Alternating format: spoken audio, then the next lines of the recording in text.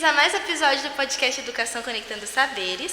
E no episódio de hoje nós vamos tratar de um tema muito importante, que é infância, escuta, cuidados e direitos.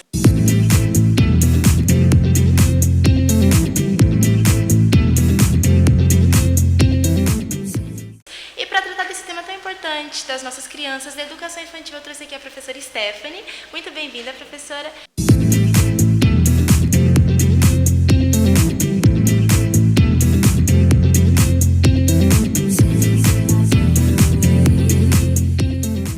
Pode se apresentar um pouquinho para a gente, por favor? Olá, Gabi. Obrigada pelo convite. Hoje é uma alegria, né? Um prazer estar aqui com vocês para falar sobre esse tema tão importante. Eu sou a professora Stephanie, sou professora no curso de Pedagogia aqui da UEMP. E a minha primeira formação é Letras, né? Eu me formei no curso de Letras na Unesp de Assis. Minha segunda formação é Pedagogia. Da Pedagogia, né, fui ali ampliando os estudos, fiz o mestrado e o doutorado na Unesp de Presidente Prudente, também na área de educação, ali com um recorte a partir da filosofia da educação, que hoje se estende para as minhas leituras sobre a infância. Professora, historicamente, a infância ela sempre foi vista de forma equivocada. Alguns autores da área, como o Arriet, eles tratam de que as crianças eram vistas como adultos em miniaturas. E, na sua opinião, como que essa demora para perceber a criança nos seus direitos impactou a concepção de infância que a gente tem hoje? Quando a gente fala, né, nessa demora, não dá para falar nessa demora sem falar que essa concepção de infância ela é uma construção social histórica, né? Então, quando a gente pensa nessa construção, nessa descoberta da infância que o Arriet traz, a gente pensa nessa descoberta ali como um produto da modernidade. Mas esse produto da modernidade, essa descoberta da infância, a gente pensa como uma descoberta, e o Arriet chama de um sentimento da infância, que, assim, trocando, né, em outras palavras, seria mesmo o reconhecimento ali das especificidades infantis, daquilo que torna a criança diferente do adulto. Principalmente porque quando a gente pensa nesse termo adulto em miniatura, o Arriet, que foi um historiador muito importante, né, na investigação desse conceito de infância, esse conceito moderno de infância, ele traz ali como referência a análise das pinturas, né? Então ele faz um recorte desde as pinturas da Idade Média, né, até a modernidade. E quando a gente observa inclusive as pinturas da Idade Média, a gente observa a representação da criança que demarca esse não lugar.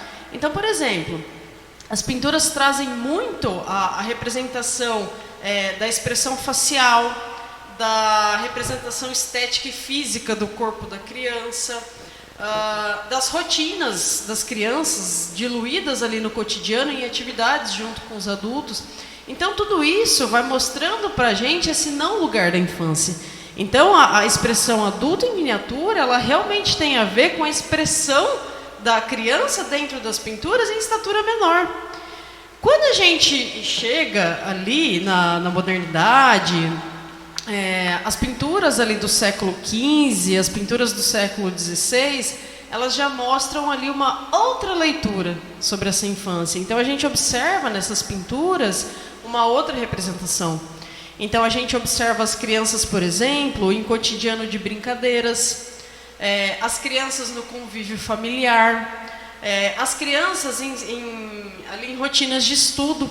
Então, todo esse protagonismo, as crianças inclusive aparecem sozinhas nas pinturas. Então, a gente percebe uma grande diferença daquela pintura, por exemplo, que traz essa criança representada lá na Idade Média, para essa criança que alcança o protagonismo ali na pintura, sendo representada sozinha ou em rotinas próprias da criança. Por que é importante falar sobre isso? Justamente pelas concepções. Então, quando a gente pensa essa pergunta, a gente pensa nessa construção, né, desse sentimento da infância, que é a descoberta da infância, mas que faz a gente interrogar hoje também as nossas concepções de infância. né? As nossas leituras sobre a infância, desse não lugar para um lugar que hoje é ocupado pela criança, principalmente quando a gente traz em cena, né, o debate no campo legal mesmo, né? Então hoje a gente fala como uma representação de criança, por exemplo, como sujeito de direitos. Mas para isso foi necessário um longo percurso.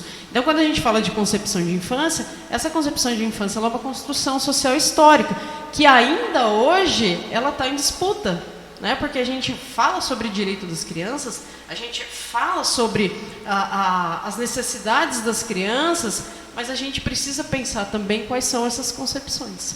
Professora, e partindo desse que você falou do lugar legal da criança, no Brasil a educação infantil ela sempre teve um caráter assistencialista. Só ali com a LDB, em 96, que a educação infantil virou direito à educação básica.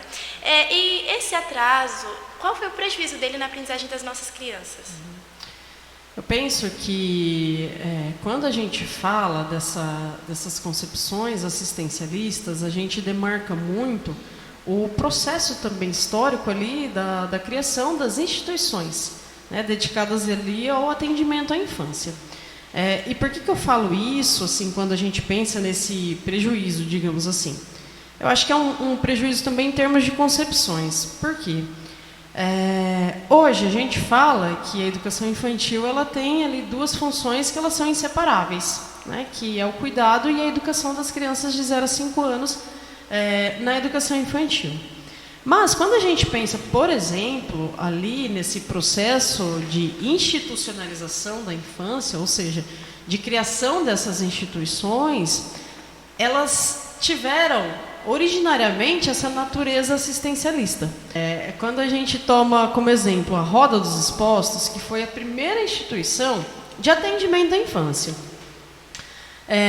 ela não teve ali como pretensão ou como finalidade primeira recolher ali, abrigar as crianças órfãs, né, as crianças carentes. Não, né? A Roda dos Expostos ela foi pensada ali originariamente nos mosteiros, né, e recebia cartas, né, objetos para as pessoas que estavam ali dentro, né, desses mosteiros. Ao longo do tempo, elas foram assumindo outras finalidades, né? Então as crianças começaram a ser deixadas para serem educadas, né, ali pelos religiosos. Depois elas começaram a ser deixadas abandonadas, né, nesse caso, por famílias que não tinham ali condições de cuidar, criar, né, essas crianças. Mas o cuidado ali dentro dessas rodas, por exemplo, tinha uma finalidade caritativa, porque a caridade era um preceito religioso, inclusive, né? Então, vem daí, se a gente for pensar a natureza do atendimento. E quando a gente chega, e eu falo isso porque também no Brasil teve essa característica, né? Roda dos Expostos ali é uma herança medieval também, né? Que vem da Europa. Mas no Brasil assume também essa finalidade. E quando a gente chega, por exemplo, no final do século XIX, início do século XX, a gente pensa ali a criação de creches e pré-escolas também vinculadas ao assistencialismo. E eu reforço essa ideia de cuidado. Por quê? Porque quando eu penso na tua pergunta, eu penso nessas concepções que a gente ainda está desconstruindo. Porque as creches e as pré-escolas, elas foram pensadas a partir ali de digamos, uma transformação social, né, principalmente vinculada à inserção da mulher no mercado de trabalho, que obrigou ali esse rearranjo no cuidado com as crianças. Então, esse cuidado com as crianças, ele foi levado para fora da família também, né? Precisava de uma instituição que cuidasse dessas crianças enquanto as famílias trabalhavam. Então, essas instituições, elas foram vinculadas também a questões de cuidado. E como a gente estava recebendo no Brasil, junto com a criação dessas instituições, o discurso da assistência científica à infância, principalmente vinda ali do discurso médico-higienista, todo o atendimento às crianças foi realmente atrelado ali a questões de saúde, de higiene e de alimentação. Então se reforça essa concepção de cuidado.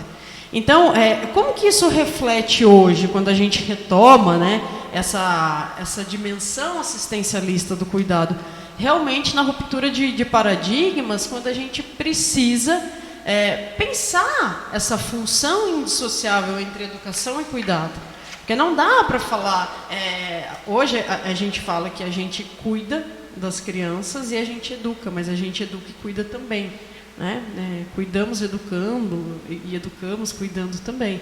Então, é impossível pensar uma educação das crianças de 0 a 5 anos sem esse cuidado, sem essa educação, mas não com essa perspectiva assistencialista. Né? Então, eu penso que a gente ainda está tateando muito nesse sentido para romper com esses estereótipos. Né? Então, a gente, inclusive, quando eu trabalhava na educação básica, a gente sempre tentava evidenciar ali para os pais a rotina na educação infantil. Porque os pais percebiam que as crianças têm uma rotina pedagógica. Tem uma rotina de cuidado, claro, tem, né? A alimentação, a higiene, que são cuidados que ajudam ali na construção da autonomia da criança, mas a gente tem rotinas pedagógicas. E os pais, eles também começavam a compreender isso. Então, eles deixavam as crianças na escola, no CMEs, e, às vezes, ali na própria recepção da instituição, ficava ali a rotina fixada em um mural. Então, eles olhavam, olha, a minha criança vai fazer tudo isso que está aqui hoje. Então, eles começavam a desconstruir. Vejam, são concepções. Então, concepções que a gente vai desconstruindo a partir dessa perspectiva de que educação infantil não é só cuidado, é sempre educação e cuidado. Professor, e partindo da questão das concepções, na sua opinião, como você analisa as escolas de educação infantil no Brasil? Qual seria a estrutura e a concepção pedagógica delas? Eu acho que a gente está construindo concepções, né? Eu também acho que seja ainda um debate sempre importante, um debate que vem acontecendo quando a gente pensa nos teóricos da infância que tem aí uma tradição, né, no pensamento científico. A gente sempre pontua aí essa importância de pensar essas concepções. Então, olhando hoje para a educação das crianças, lógico, a gente tem inúmeros avanços, principalmente quando a gente pensa ali na construção dos direitos e dos marcos legais que vão normatizando esse processo. Mas a gente ainda observa muitas concepções que giram ali em torno da didatização da educação das crianças, que adiantam os tempos da infância, que adiantam os processos, por exemplo, de alfabetização na educação infantil, como uma etapa preparatória para os anos iniciais, né, ou seja, para o ensino fundamental 1. Às vezes concepções também muito espontaneístas, né?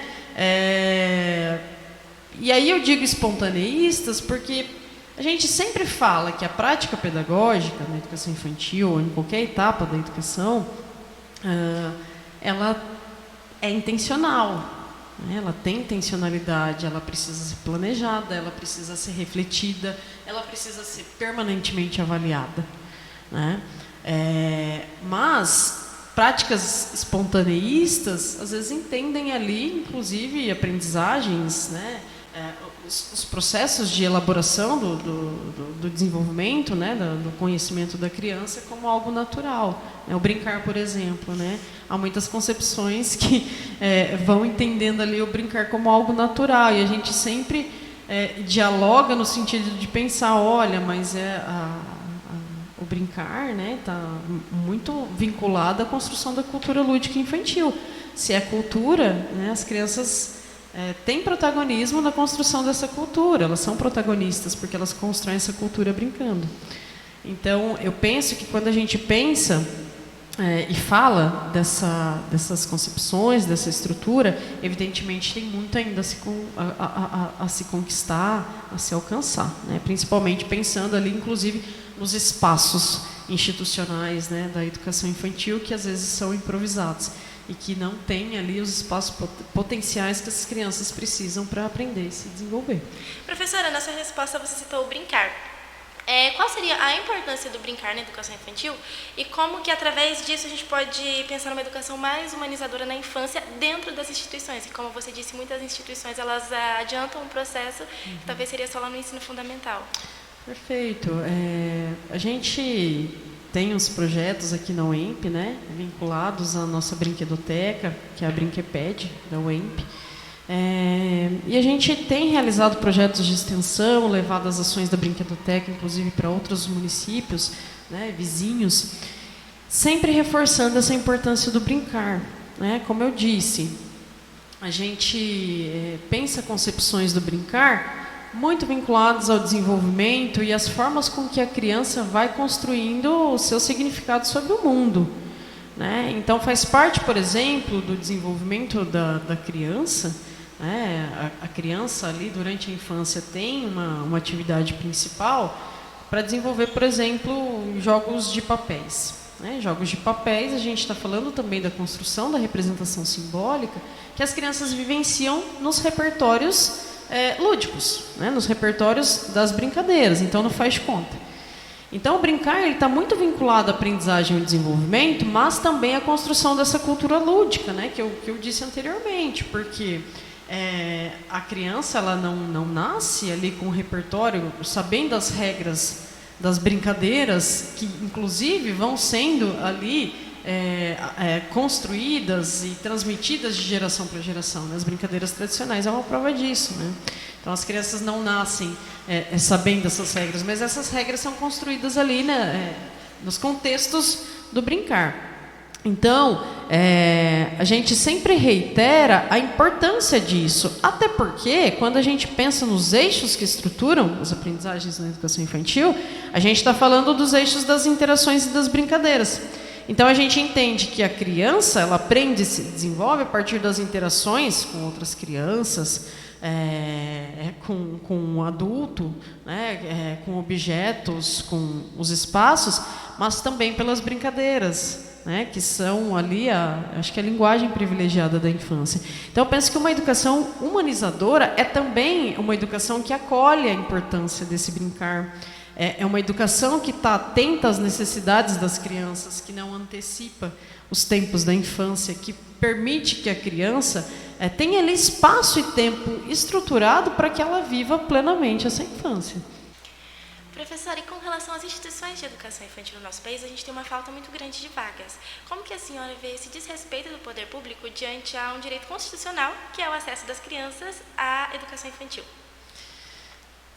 Essa é uma pergunta bastante importante, porque a gente percebe esse problema das vagas nos municípios ali que a gente sempre desenvolve as ações e sempre nos diálogos, com esses sistemas municipais de ensino, a gente sempre esbarra, com essa problemática. Eu acho que tem uma problemática maior, que é a questão ali da matrícula não obrigatória, de 0 a 3 anos no Brasil, a matrícula obrigatória a partir dos 4 anos.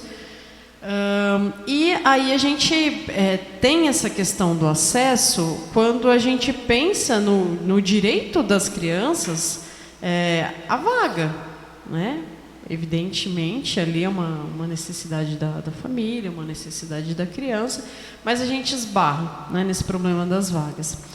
Hoje eu vejo que, lógico, há uma preocupação, e falando assim, do lugar também de quem acompanhou isso, estando na educação básica, tá?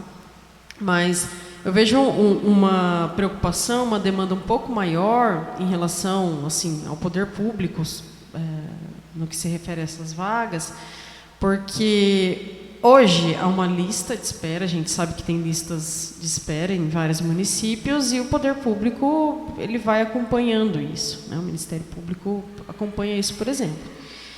E aí a gente percebe que esses sistemas municipais de ensino eles vão procurando ali formas de sanar isso.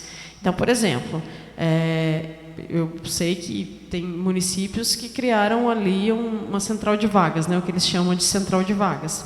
Então, eles foram criando sistemas de pontuação, inclusive para que sejam atendidas as crianças, por exemplo, numa situação de vulnerabilidade social, né, ou que precise ali de maneira ainda mais urgente dessas vagas. Então, a ideia é ir contemplando cada vez mais, né, ampliar essa oferta em termos de vagas, criando ali algumas possibilidades, alguns mecanismos para que essa espera ela deixe de acontecer. Mas a gente sabe, né, que ela ainda existe, né, que a demanda é muito grande, que só esse sistema, essa central de vagas ali não consegue responder, talvez de imediato, mas há ali uma articulação nesse sentido.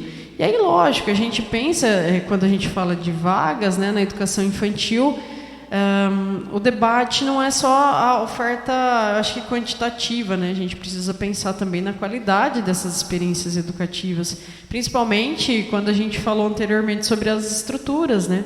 Dos espaços físicos, inclusive, né? Espaços, às vezes, muito improvisados, que não são potenciais, realmente improvisados, e que vão chamando a nossa atenção ali também para essa oferta qualitativa, né? Qualidade da educação acho que tem a ver com isso, né? Pensar ali vários elementos que vão ajudando a gente a tatear, né, a importância dessa oferta, não só das vagas, mas também da qualidade dessas práticas educativas, né?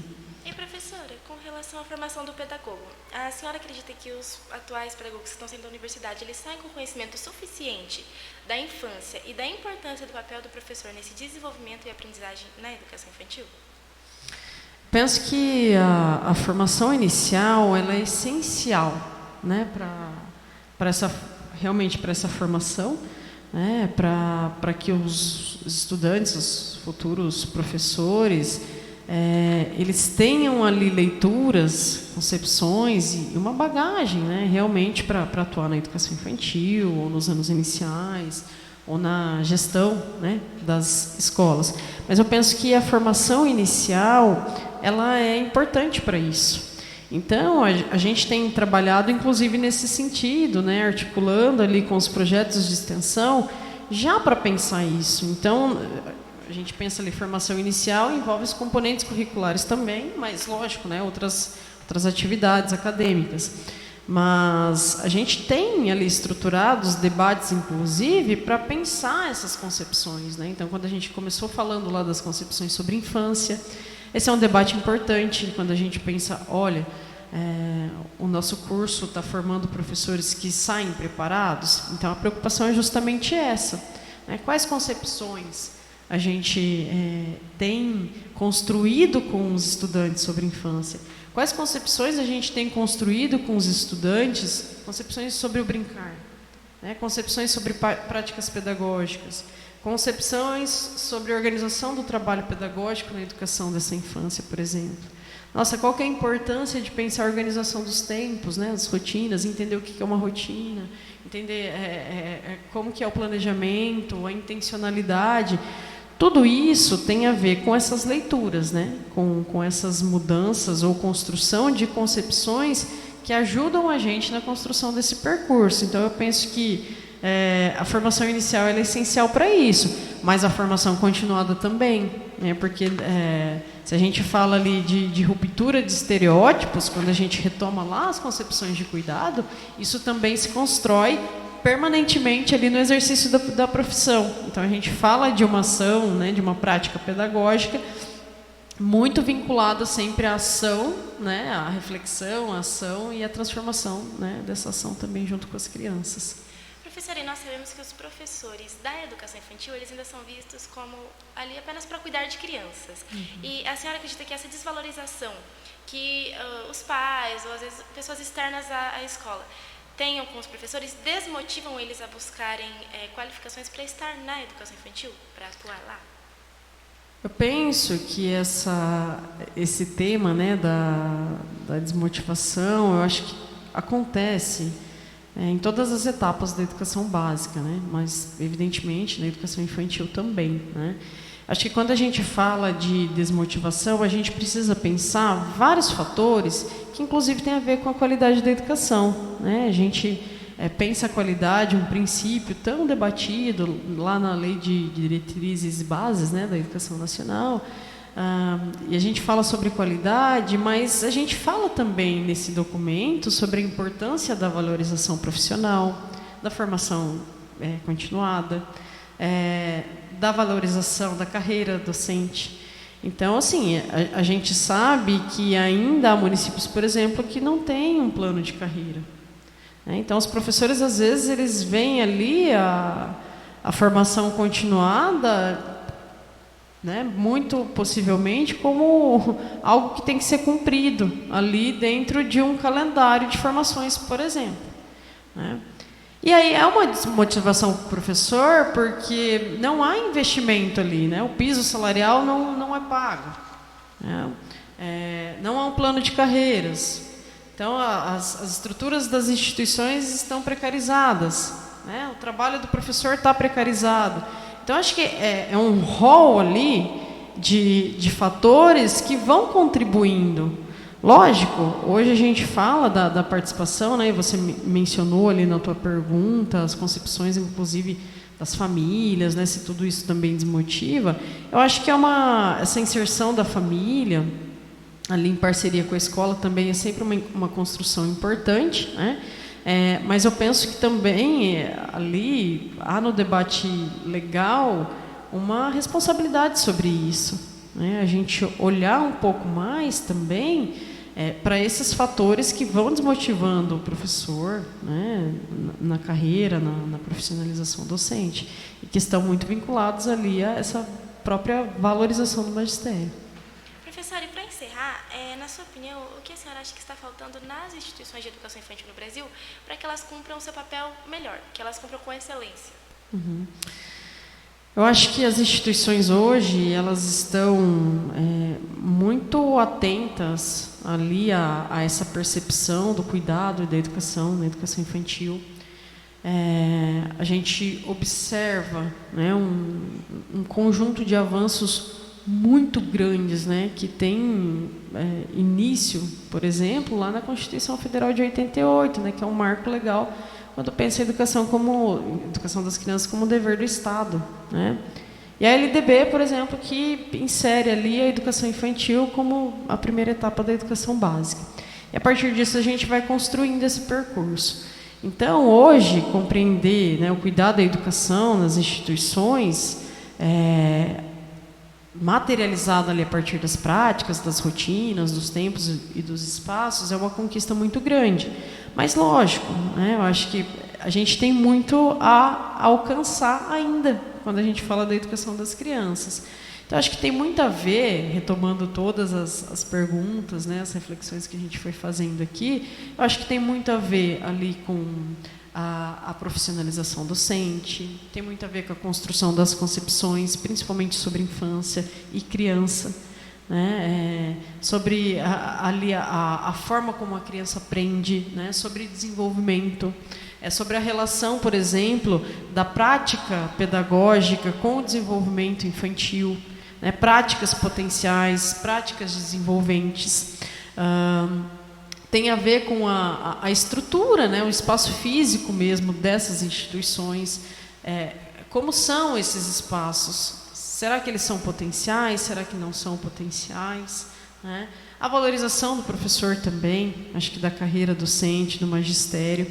Então, eu acho que quando a gente pensa o que falta para a excelência, eu acho que é o que falta também em termos de investimento. Né? Investimento na escola pública, né, investimento na qualidade, para que os professores também ali tenham um investimento na formação continuada e nas próprias práticas pedagógicas também. Muito obrigada pela sua participação, professora. E assim nós encerramos mais um episódio do nosso podcast. Se inscreva no nosso canal e fique ligado para os próximos episódios. Tchau!